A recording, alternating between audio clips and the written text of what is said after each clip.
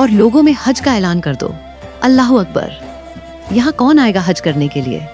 ये सवाल था इब्राहिम अलैहिस्सलाम का। जब अल्लाह ताला ने उनसे काबा की तामीर करवाई तो अल्लाह ने जवाब दिया, आपका काम सिर्फ ऐलान करना है। और ऐसे हज की शुरुआत हुई इब्राहिम अलैहिस्सलाम के जरिए। हज के हर कदम को समझाने के लिए जिब्रील अलैहिस्सलाम ने हर मोड़ पर उनकी रहनुमाई की। हज इस्लाम का 5th और लास्ट पिलर है। जिंदगी में एक मर्तबा हर उस शख्स पर हज फर्ज है जो साहिब ए हैसियत और सेहतमंद हो। और ये अल्लाह की रहमत है, क्योंकि अल्लाह ताला किसी जान पर उसकी ताकत से ज्यादा बोझ नहीं डालता। ये हज बेसिकली 5 दिनों का होता है, 8, 9, 10, 11 और 12 ज़ुल हिज्जा। तो इसके हर स्टेप को याद कर लीजिएगा। इंशाअल्लाह अगला नंबर आपका हो डे 1, 8 ज़ुल हिज्जा। इस दिन आप एहराम पहनते हैं, हज की नियत करते हैं और मीना के लिए रवाना हो जाते हैं। मीना में जाकर आप 5 नमाजें पढ़ते हैं, ज़ुहर, असर, मगरिब, इशा और फज्र। डे 2, 9 ज़ुल हिज्जा, the most important day, Arafat का दिन। इस दिन सारे हाजी अरफात के मैदान में जमा होते हैं। ज़ुहर और असर की नमाज मिलाकर पढ़ते हैं।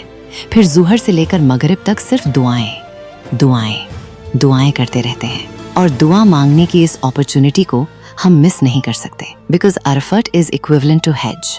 फिर सारे हाजी मगरिब के बाद मुज़दलिफा की तरफ रवाना होते हैं। हाजियों के लिए ये बहुत स्पेशल वक्त होता है, क्योंकि उनकी मगरिब की नमाज कज़ा नहीं होती। जब आप मुज़दलिफा पहुंच जाते हैं तो वहाँ मगरिब और इशा की नमाज मिलाकर पढ़ते हैं। फिर उसके बाद मुज़दलिफा के मैदान में नफली इबादत करते हैं और खुले आसमान के नीचे सोते हैं।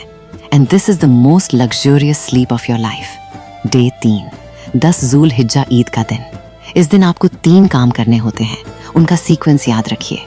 सबसे पहले आप मुज़दलिफा से फज्र पढ़कर जमरात की तरफ रवाना होते हैं और 7 कंकड़ियां बड़े शैतान को मारते हैं।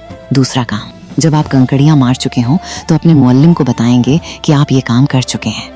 फिर वो आपकी तरफ से कुर्बानी करवाएंगे। और जब आपको कंफर्मेशन मिल जाए कि आपकी कुर्बानी हो चुकी है तो तीसरा काम करना है, या तो हल्क या कासर।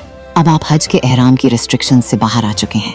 फिर आप मक्का जाकर तवाफ ए ज़ियारा करेंगे और वापस मीना आएंगे। डे 4, 11 ज़ुल हिज्जा।